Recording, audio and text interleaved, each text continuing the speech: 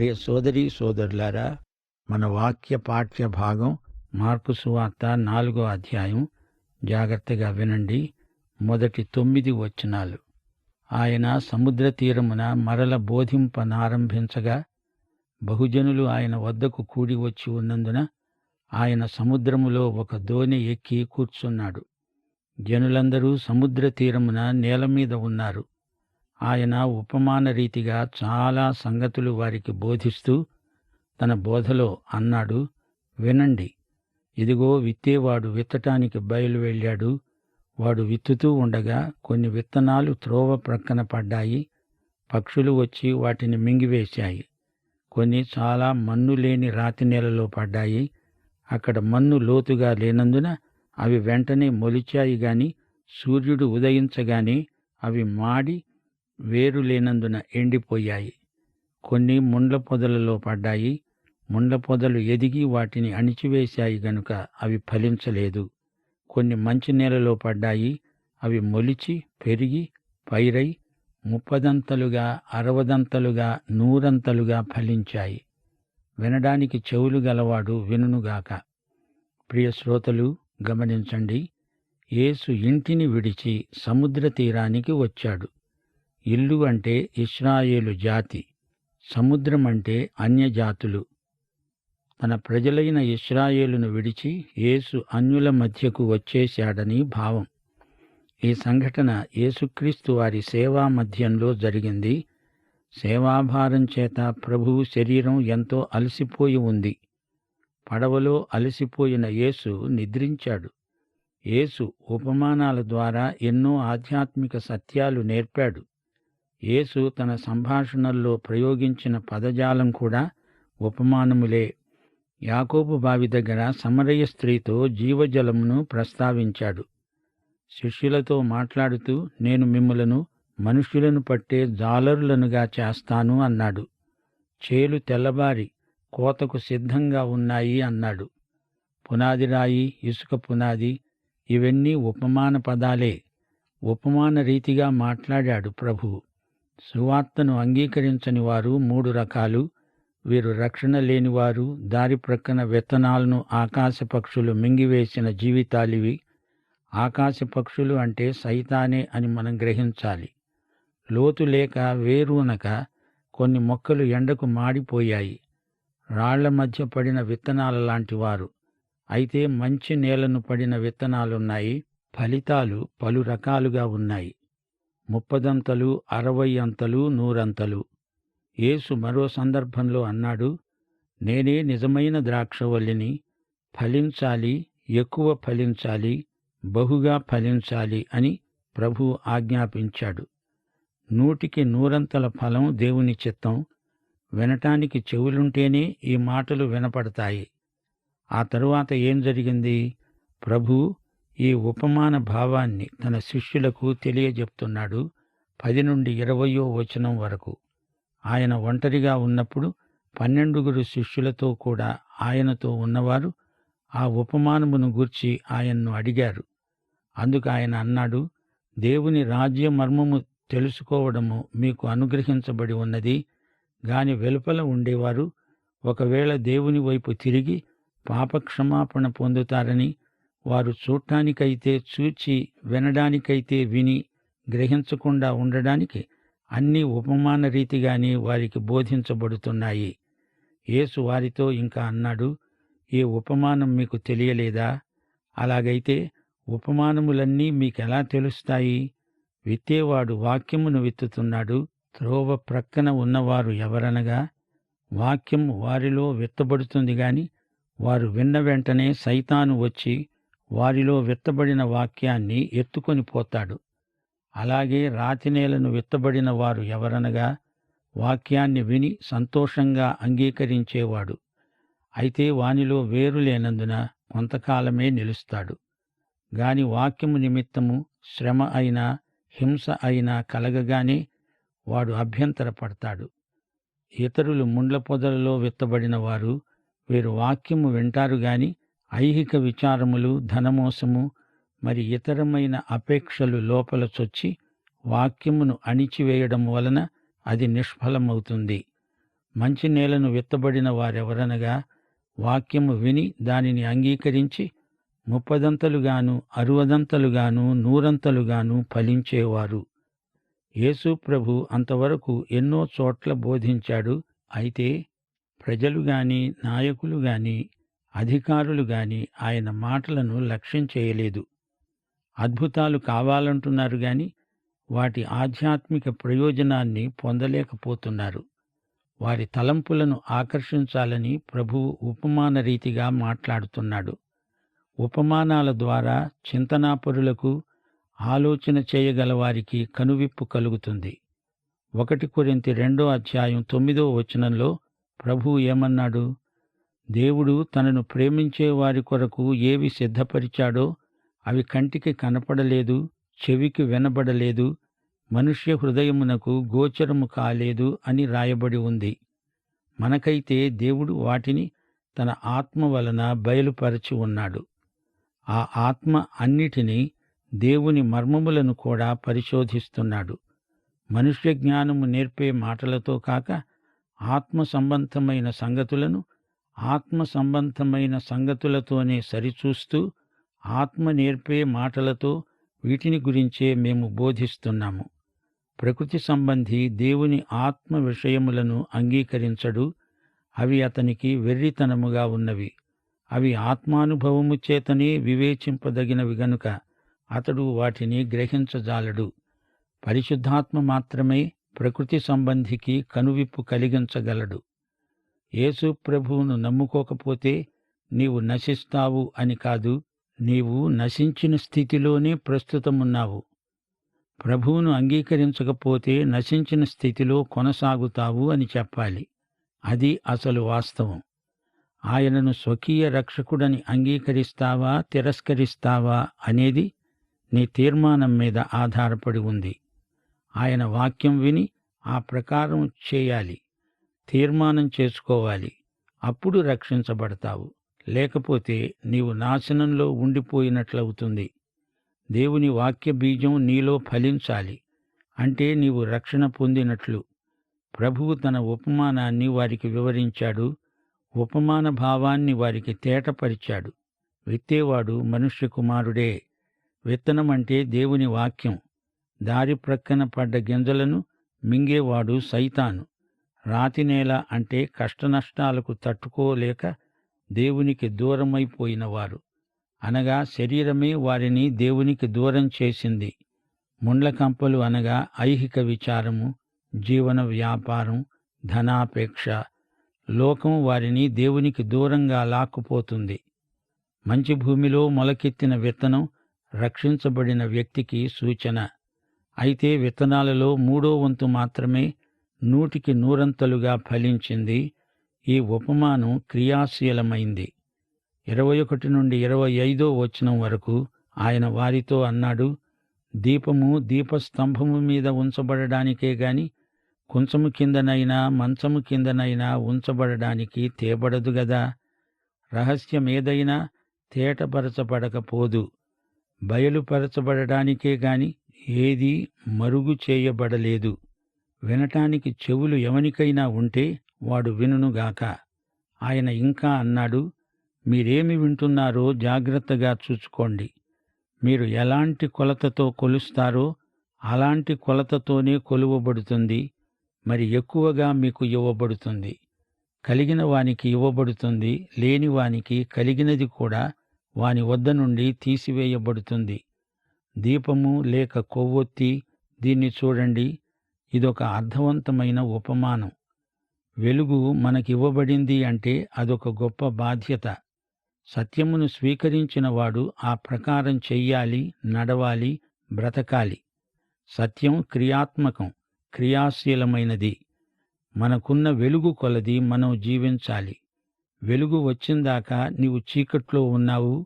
అజ్ఞానమును బట్టి మనుషులు పాపులు కావటం కాదు గాని రోమా 1వ పత్రికలో పౌలన్నట్లు వారు దేవుణ్ణి ఎరిగి ఉండి కూడా దేవుణ్ణి మహిమపరచలేదు. మానవుడు సత్యమును తిరస్కరించి పాపి అవుతున్నాడు. వెలుగు బాధ్యతను కోరుతుంది. మనం నశించిన వారము.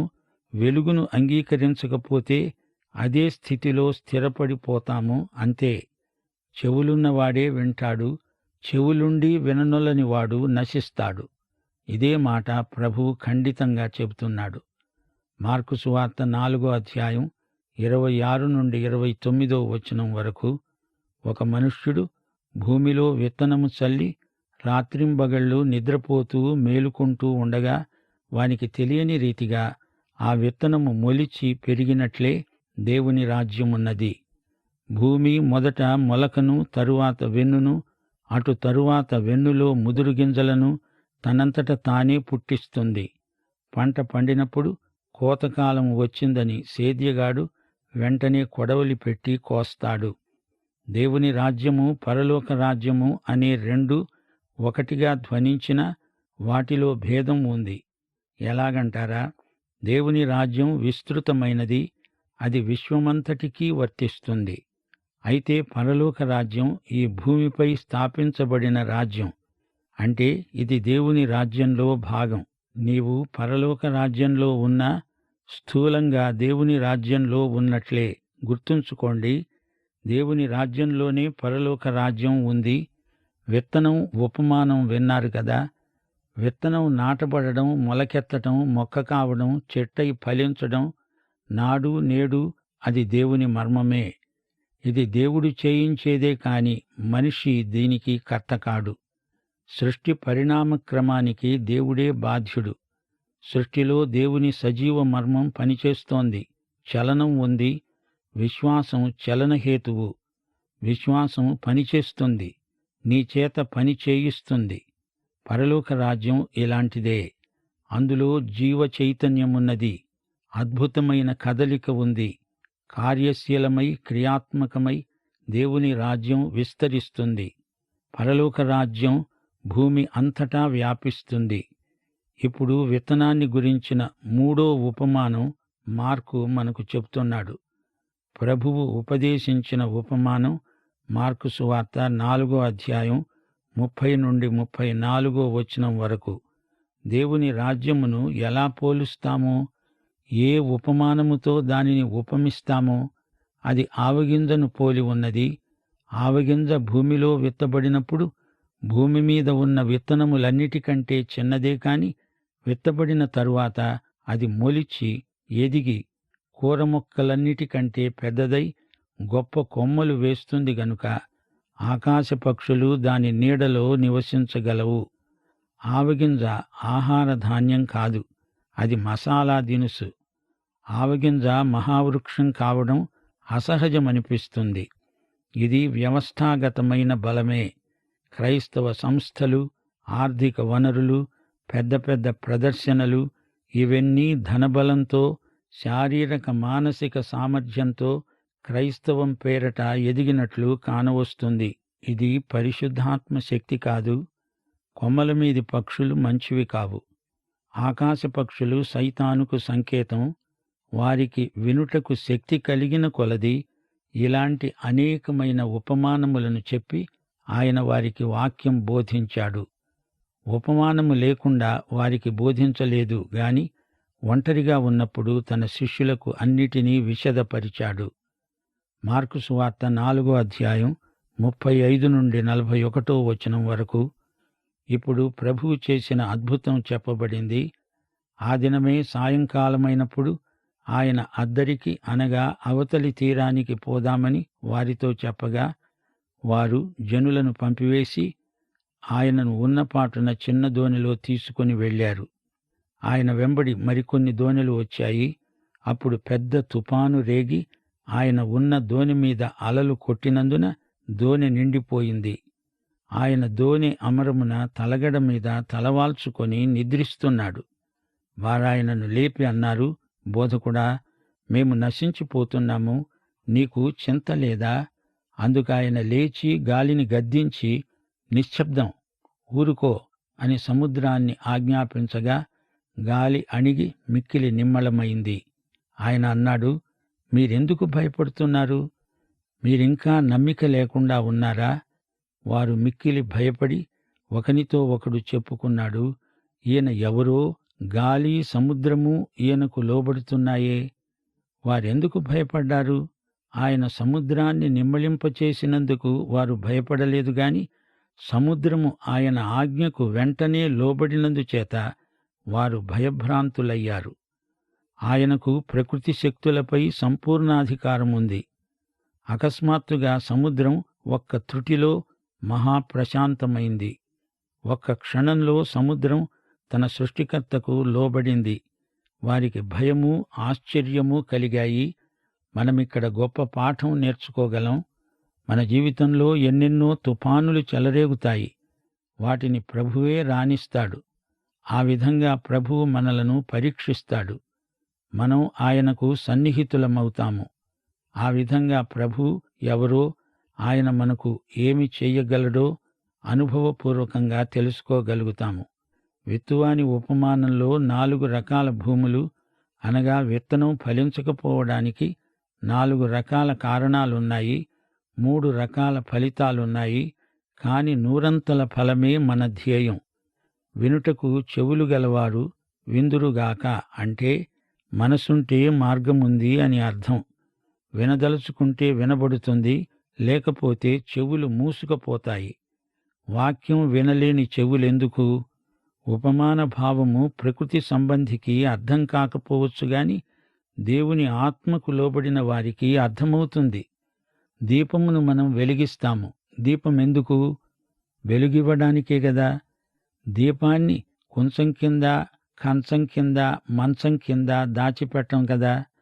వెలుగు కలిగిన మనం బాధ్యతతో వ్యవహరించాలి. సముద్రాన్ని ప్రశాంతపరచడంలో ప్రభువు యొక్క దేవత్వాన్ని గుర్తించగలం.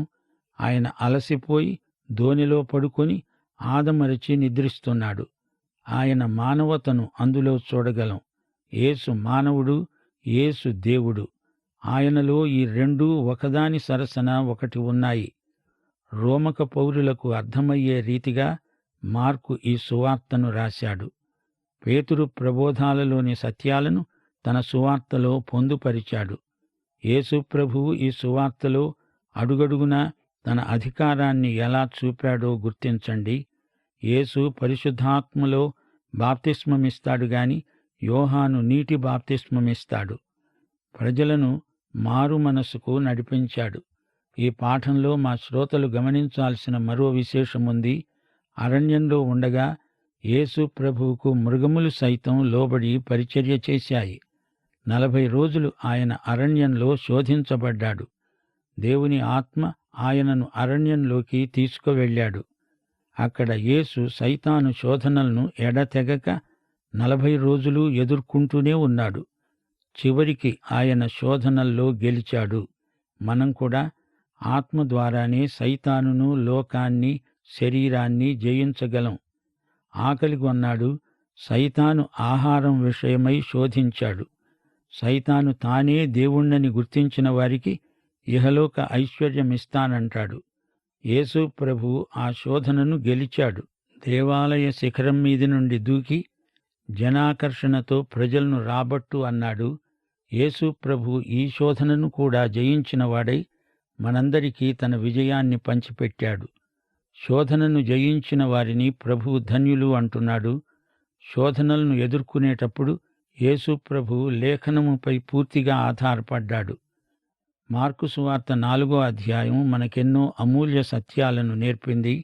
వారనుకున్నారు, ఈయన ఎవరో. ప్రకృతి శక్తులు కూడా ఈయనకు లోబడుతున్నాయి. ఈయన దేవుని కుమారుడు.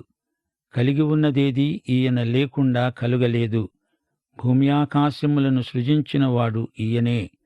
నూతన భూమికి, నూతన ఆకాశానికి కూడా యేసే దేవుడు. పాఠం ఇంతటితో సమాప్తం. మన ప్రభు అయిన యేసుక్రీస్తు వారి కృప, తండ్రి అయిన దేవుని ప్రేమ, పరిశుద్ధాత్మ యొక్క అన్యోన్య సహవాసము మనకందరికీ సదాకాలము తోడై ఉండునుగాక. ఆమేన్.